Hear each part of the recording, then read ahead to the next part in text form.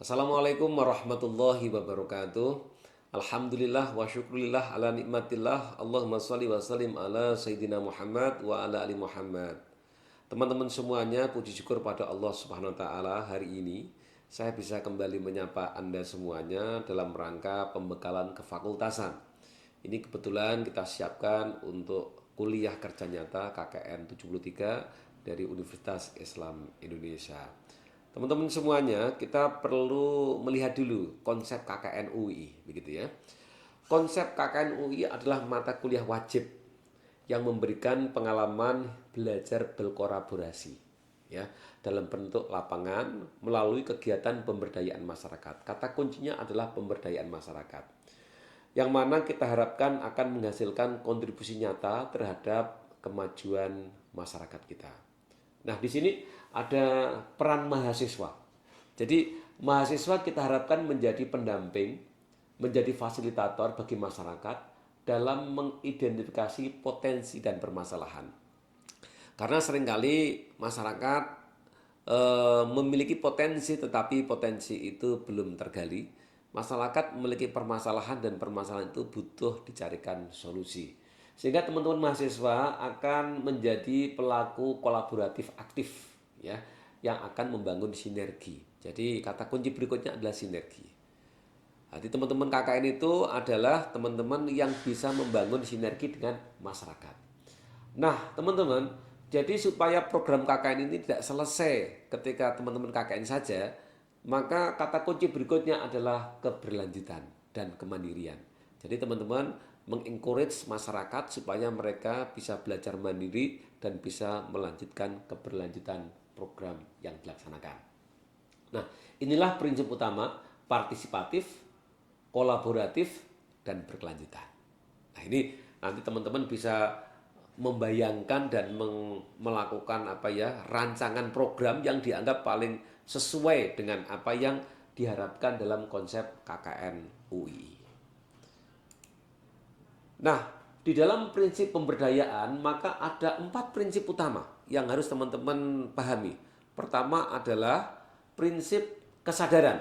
Kesadaran membangun pemahaman bersama tentang potensi dan permasalahan yang ada di lokasi. Ini penting. Di awal teman-teman harus bisa membangun kesadaran masyarakat.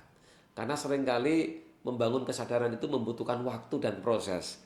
Nah, ini kemampuan teman-teman diminta untuk digali bagaimana bisa memberikan masyarakat kesadaran akan masalah yang dihadapinya. Yang kemudian prinsip yang kedua adalah partisipasi dan kolaboratif. Tadi sudah kita sampaikan. Prinsip yang ketiga adalah prinsip keberlanjutan, di mana program ini bisa terus dilakukan meskipun teman-teman mahasiswa KKN sudah selesai. Dan prinsip yang keempat adalah bagaimana kita bisa membangun kemandirian, di mana di sini memfasilitasi masyarakat agar mampu melanjutkan dan mengembangkan program secara mandiri tanpa tergantung kepada pihak luar. Baik, teman-teman semuanya, ini saya rasa sudah dijelaskan di level kampus ya terkait dengan penyelenggaraan KKN, peran DPL 1, peran DPL 2 saya rasa sudah dijelaskan di dalam sesi yang lain. Nah, ini saya ingin langsung masuk bagaimana capaian pembelajaran mata kuliah atau CPMK dari KKN ini. Pertama, mahasiswa dianggap lulus, ya, dianggap sukses itu kalau mampu mengidentifikasi masalah dan potensi di masyarakat secara nyata serta merumuskan alternatif solusinya. Itu yang pertama.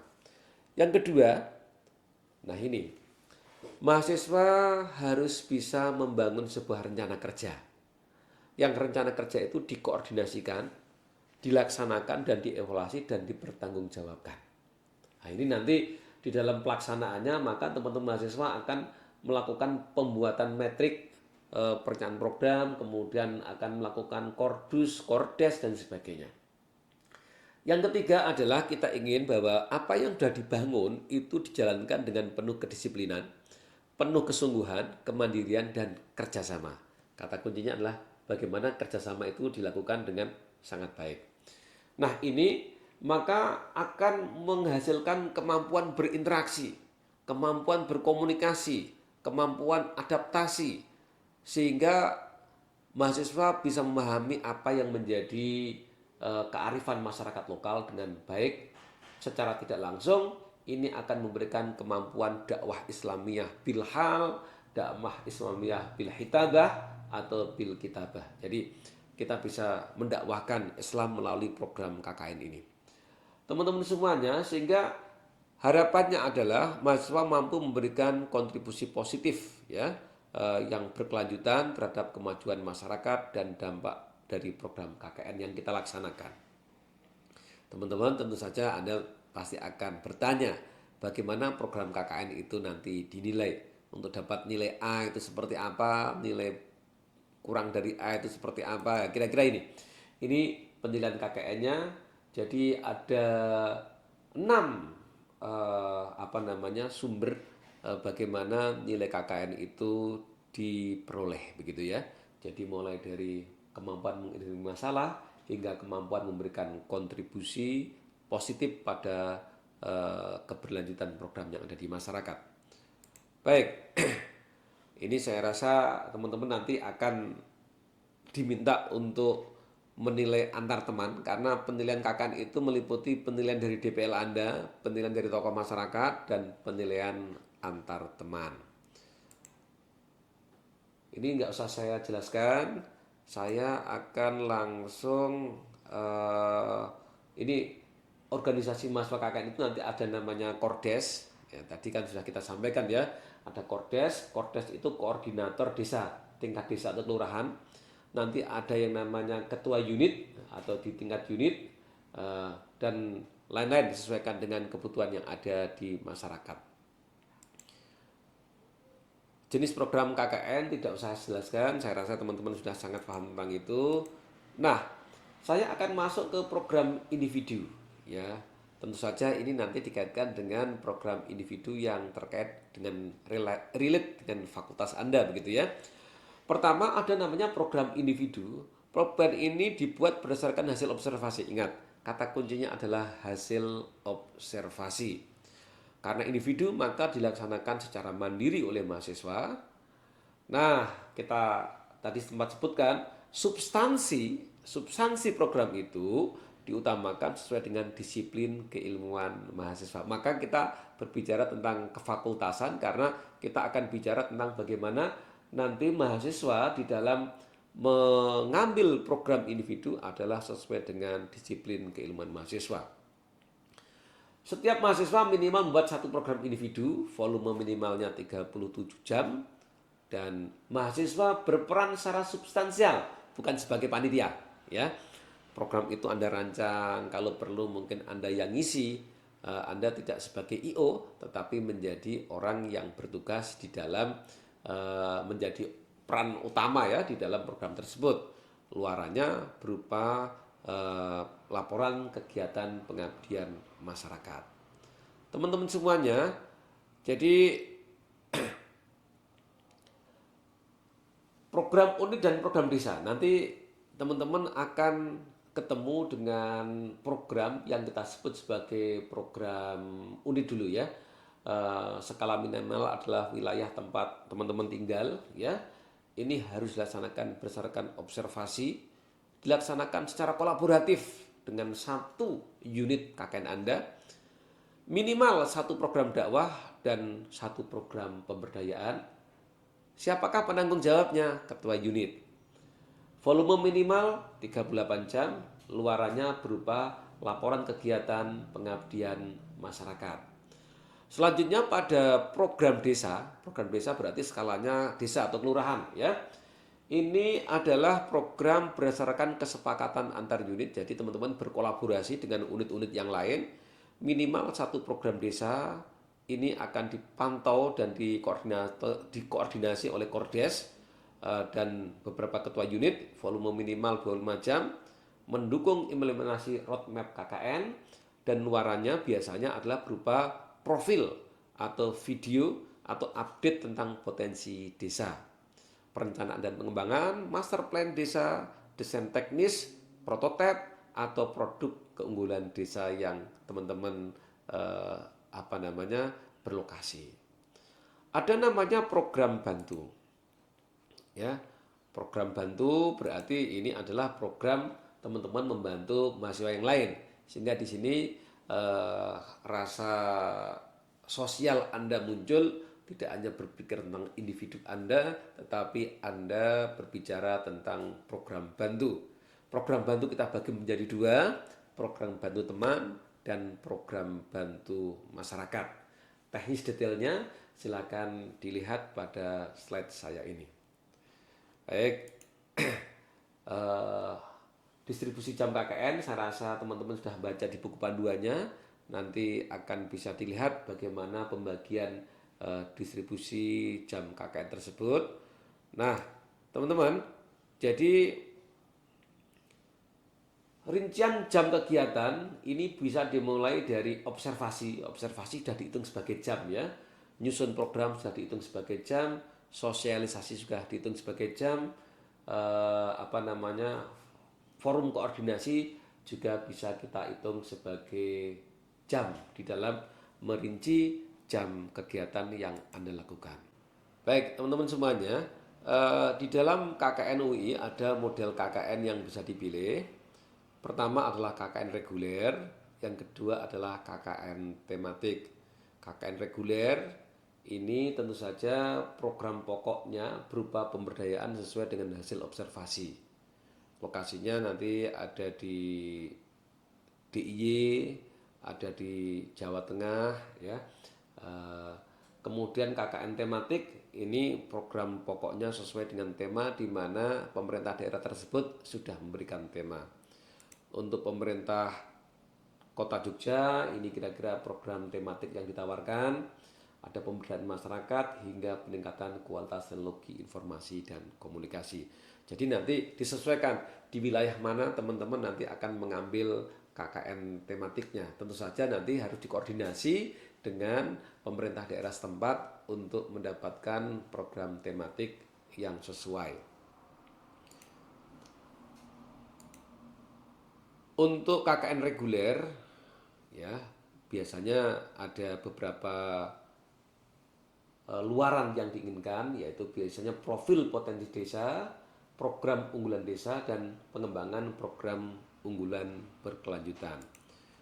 Baik teman-teman, jadi saya akan coba jelaskan sedikit kaitannya dengan observasi dan sumber informasi.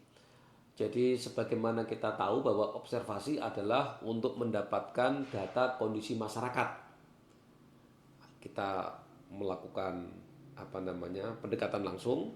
Kita akan mencoba untuk mendapatkan data aktual tentang kondisi masyarakat. Dari situ kita akan menemukan permasalahan. Selain itu kita juga menggali potensi wilayah yang ada. Metodenya bisa pengamatan, bisa pengukuran, bisa menggunakan data yang tersedia di kelurahan, atau kita menggunakan kuesioner dan wawancara. Sumber informasi teman-teman bisa menemui beberapa tokoh formal seperti Pak Lurah, Pak Kades, Pak Kadus, dan sebagainya. Juga tidak menutup kemungkinan ketemu dengan tokoh-tokoh informal seperti tokoh agama, takmir, ketua pemuda, penggerak PKK, dan sebagainya. Nah, tentu saja ini membutuhkan seni berkomunikasi yang baik. Nanti teman-teman harus mencoba menyelami kondisi masyarakat di sana seperti apa, tokoh-tokoh kuncinya seperti siapa saja begitu ya. Contoh data observasi misalnya seperti ini. 50% kepala keluarga memiliki usaha budidaya jamur. Misalnya begitu ya. Kita punya data sudah ada 10 kelompok petani jamur, tetapi antar kelompok belum kerja sama dengan baik. Berarti di sini ada potensi, ada masalah. Kemudian kita punya data jamur dipanen setiap 2 pekan sekali selama 4 bulan. Total hasil panennya mencapai 500 kg, tetapi penjualannya masih ke pasar tradisional. Dan seterusnya ya. Ini adalah contoh observasi, teman-teman tahu ada masalah apa di sana. Kemudian teman-teman juga tahu potensi apa yang bisa digunakan untuk memperbaiki masalah yang ada di sana. Setelah observasi, ya ini. Langkah berikutnya teman-teman harus melakukan potensi. Jadi bagaimana masalah itu dikembangkan, mencari solusi, memilih solusi terbaik, eksekusi solusi itu dan kemudian kita evaluasi bagaimana kelanjutan dari evaluasi tersebut. Nah, baik. Sebelum kita bicara tentang kefakultasan FTI, ya, teman-teman perlu membuat tema besar kegiatan. Tema itu harus mempunyai lingkup yang jelas. Lingkupnya seperti apa? Ya, kalau lingkupnya terlalu jelas malah nggak fokus, terlalu sempit juga tidak terlalu baik, gitu ya. Mempunyai tujuan yang jelas dan tentu saja sebaiknya adalah lintas disiplin. Untuk mahasiswa ini ada salah ketik ya. Peran mahasiswa FTI di kegiatan KKN bisa melakukan pelatihan dan edukasi bertema teknologi, ya. Jadi teman-teman bisa memberikan pelatihan dan edukasi bertema teknologi. Apakah itu teknologi informasi, apakah teknologi manufaktur, apakah teknologi proses, ya. Pokoknya pelatihan dan edukasinya temanya adalah teknologi. Bisa juga melakukan inisiasi, perancangan, dan implementasi teknologi tepat guna. Jadi kalau teman-teman misalnya, Pak saya pengen bikin alat Pak, bisa nggak Pak? Bisa. Saya pengen bikin alat penetas telur, saya pengen bikin alat untuk memudahkan pengrajin yang ada di sana. Pak saya pengen membuat website untuk desa, boleh. Ya. Yang jelas temanya adalah teknologi. Merancang atau melakukan audit, analisis, pemeliharaan dan pengembangan teknologi. Di sana sudah ada teknologi yang dipakai oleh masyarakat, kemudian kita mencoba untuk mengaudit teknologinya, ya. Itu juga bisa dilakukan sebagai kegiatan kefakultasan. Nah, ini teman-teman, pelatihan edukasi yang bertema teknologi, misalnya pelatihan terkait bahan, terkait alat atau perangkat, proses, evaluasi hasil yang sesuai bidang keilmuan. Misalnya pelatihan bahan berbasis alam sehingga mudah didapat, pelatihan teknologi pertanian, perikanan dan lain-lain. Kemudian misalnya pelatihan desain grafis, web, digital marketing dan sebagainya boleh. Edukasi keamanan cyber yang mungkin dari informatika begitu ya. Pelatihan penyimpanan pengemasan hasil produksi, ini biasanya teman-teman dari teknik kimia atau teman-teman dari teknik industri. Pelatihan manajemen atau pengelolaan proses produksi, ini mungkin teman-teman dari teknik mesin, teknik kimia juga bisa bergabung di sini. Pelatihan pembuatan proposal pengembangan produksi, kita mau mengembangkan produksi lebih luas, kira-kira kita lakukan analisis kelayakannya, itu juga bisa sebagai edukasi yang bertema teknologi. Pelatihan IoT, edukasi K3, ataupun pengelolaan sampah dengan teknologi yang yang sehat begitu kira-kira ya. Jadi ini beberapa contoh pelatihan yang bisa teman-teman ingin sumbangkan di dalam program KKN kita. Mungkin ada yang bertanya ini, apa itu teknologi? Ya. Teknologi itu adalah sebuah metode ilmiah untuk mencapai tujuan praktis dengan menggunakan ilmu pengetahuan terapan. Ya, ini teknologi. Atau kita bisa definisikan, teknologi itu adalah keseluruhan sarana untuk menyediakan barang-barang yang diperlukan bagi kelangsungan dan kenyamanan hidup manusia. Ini kita sebut sebagai teknologi.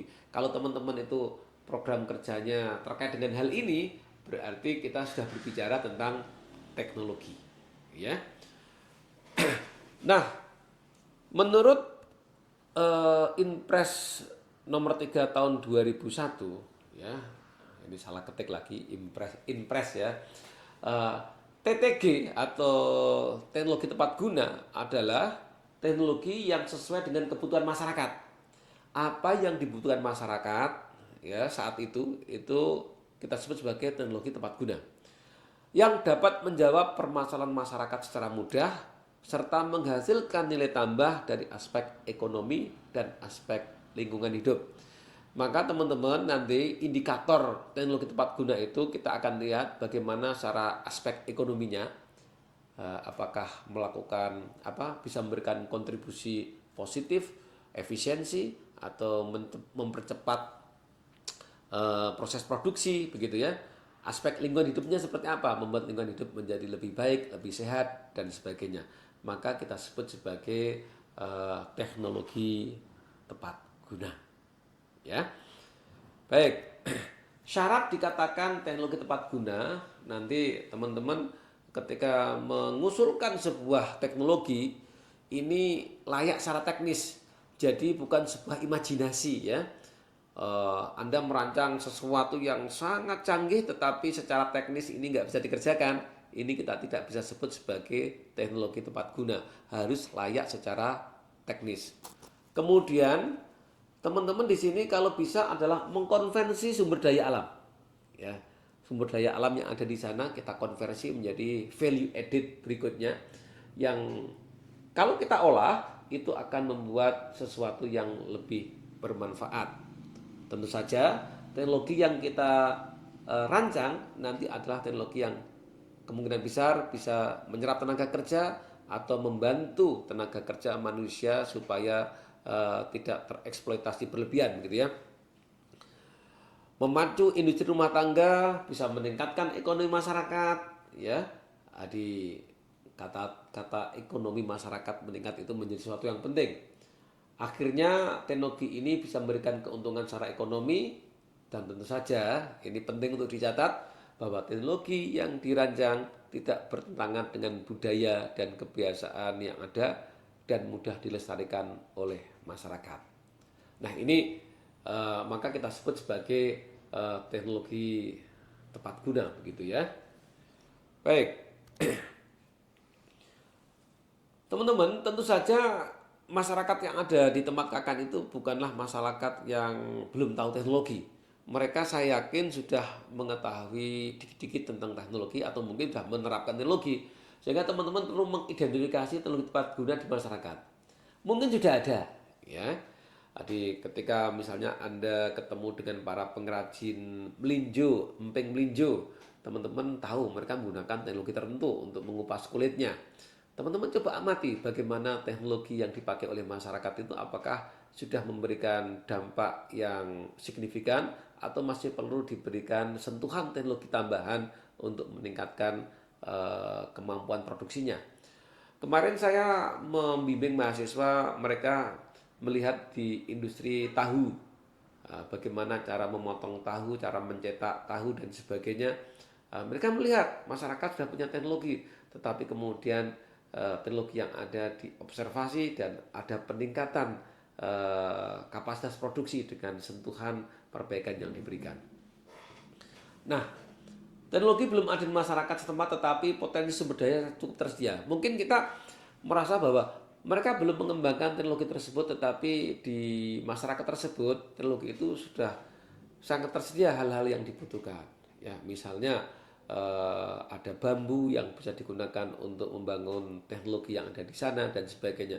Misalnya di sana masyarakatnya memiliki angin yang kencang wilayahnya, kemudian Anda melihat ini bisa dikembangkan sebagai pusat pembangkit listrik dan sebagainya, gitu ya. Nah, bisa jadi kita melihat potensi sumber daya alam yang cukup tersedia tetapi teknologinya belum tersedia di masyarakat setempat dan mungkin juga belum diproduksi. Nah, ini tantangan buat teman-teman ini. Apa yang bisa kita sumbangkan kepada masyarakat untuk bisa mengembangkan teknologi berbasis potensi yang ada di dalam masyarakatnya. Teman-teman semuanya, jadi ada beberapa hal yang membuat kegagalan teknologi tepat guna begitu ya. Yang pertama adalah ketidaksiapan masyarakat. Ketidaksiapan masyarakat itu bisa jadi karena masyarakat belum mengenal lebih jauh apa yang harus dikerjakan, sehingga di sini masyarakat merasa belum siap. Maka kita edukasi dulu dengan pelatihan-pelatihan, maka mereka akan siap dengan teknologi tersebut. Ya, bisa jadi karena masyarakat yang awalnya sudah mempunyai pola kerja tertentu, kita kasih masukan itu mereka sulit berubah. Ya, ketika sulit berubah, nah ini tentu saja perlu membangun semacam dialog, gitu ya, dialog, kita edukasi bahwa pola pikir lama itu bisa jadi tidak selamanya betul. Nah, sehingga mereka akan bisa masuk untuk menerima teknologi yang baru. Atau mungkin karena fasilitasi yang tidak sepenuh hati. Jadi mungkin teman-teman ketika menawarkan teknologi itu juga masih agak ragu dengan teknologinya itu sendiri. Maka di sini teman-teman ketika melakukan sebuah program teknologi tepat guna, teman-teman harus mantap yakin dengan teknologi yang ditawarkan adalah teknologi yang betul-betul bermanfaat. Nah, seringkali permasalahannya adalah pembinaan yang tidak berkesinambungan. Begitu mahasiswa pulang dari KKN, kemudian teknologi yang sudah dimulai itu tidak ada yang melanjutkan. Nah, untuk itulah kita perlu bicara tentang beberapa hal terkait dengan aspek pengembangan teknologi yang bisa teman-teman lakukan di wilayah Anda. Bisa jadi adalah ini, pengawetan hasil pertanian ini masih menjadi momok besar atau menjadi masalah besar di masyarakat. Ketika mereka panen cabai melimpah, mereka nggak tahu bagaimana cara mengawetkan tanaman hasil panen cabainya sehingga harga menjadi anjlok. Ketika panen tomat, mereka nggak tahu bagaimana memanfaatkan panen tomatnya sehingga anjlok. Nah, ini pengawetan hasil pertanian saya rasa menjadi sesuatu yang penting untuk difikirkan. Kemudian pengembangan kemasan dari produk yang dihasilkan, terutama para UMKM kita di tempat KKN, biasanya mereka sudah punya produk-produk UMKM yang enak ya, tetapi mereka tidak bisa memasarkan ke pasar yang lebih luas lagi karena kendalanya adalah di packaging. Jadi teman-teman nanti bisa mengembangkan proses kemasan yang bagus atas produk-produk yang dihasilkan oleh masyarakat. Kemudian di sini bisa jadi kita bicara tentang pengembangan atau inovasi produk baru dari bahan lokal yang tersedia. Kita bisa mengusulkan, misalnya di sana ada potensi pisang yang sangat banyak, ya. Kita mungkin bisa mengusulkan industri keripik pisang dan sebagainya, begitu ya. Selama ini mereka belum memanfaatkan dengan baik, kita coba kenalkan inovasi produk baru yang bisa kita tawarkan kepada masyarakat. Atau kita menyoroti tentang pemanfaatan limbah atau pengolahan kembali limbah yang ada dalam teknologi yang dipakai oleh masyarakat kita. Ini juga penting sekali. Orang-orang teknologi selalu menyebutnya dengan circular economy. Bagaimana limbah bisa kembali diolah menjadi sesuatu yang bermanfaat. Baik, mari kita belajar membaca potensi.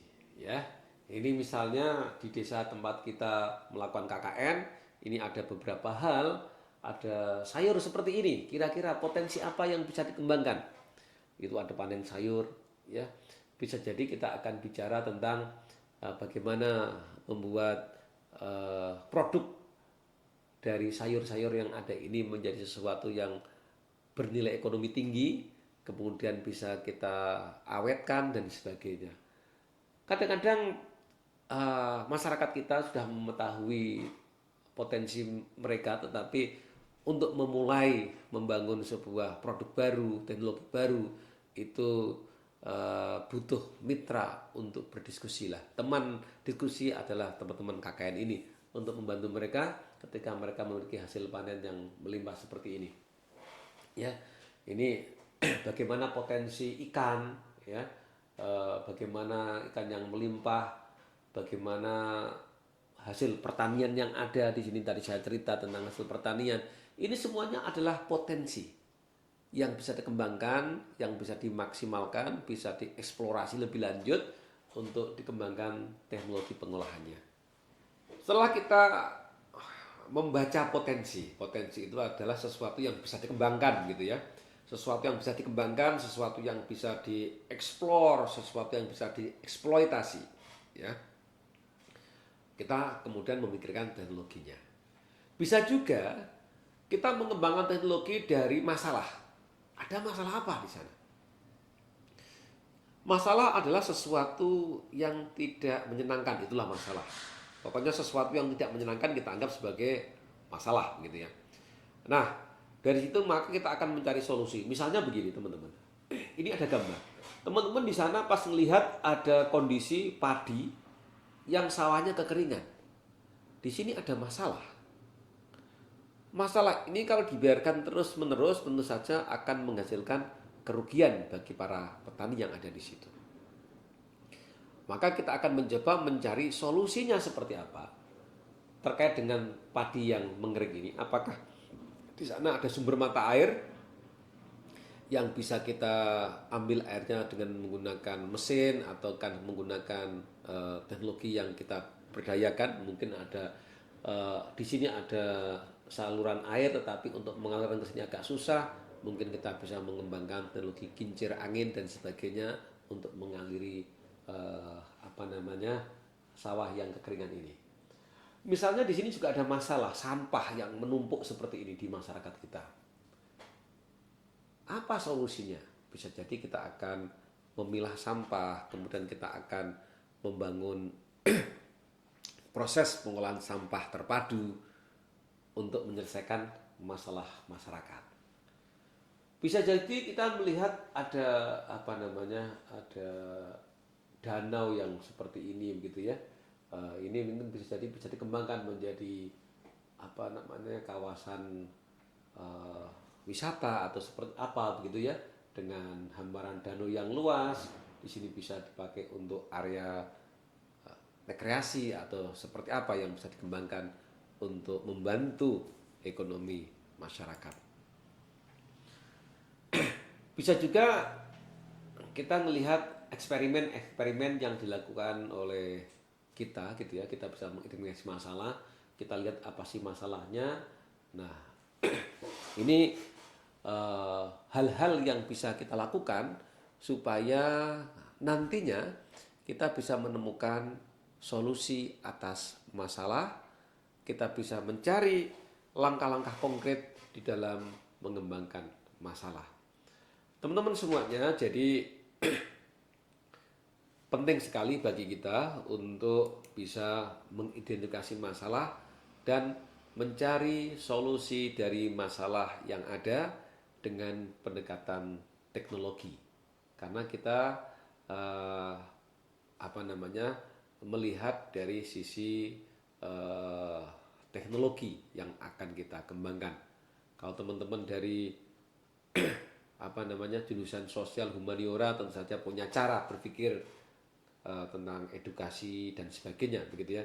Tapi teman dari Fakultas Teknologi Industri ini bagaimana ada masalah itu kita selesaikan dengan pendekatan teknologi yang sesuai dengan potensi yang ada di masyarakat.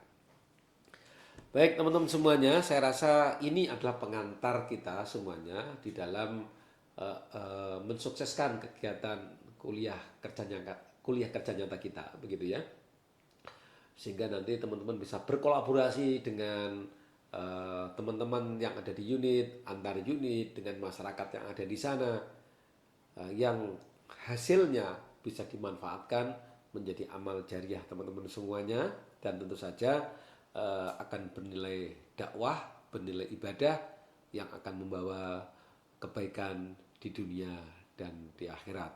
Selamat untuk menjalankan program-program yang akan dirancang dan semoga sukses selalu. Terima kasih. Assalamualaikum warahmatullahi wabarakatuh.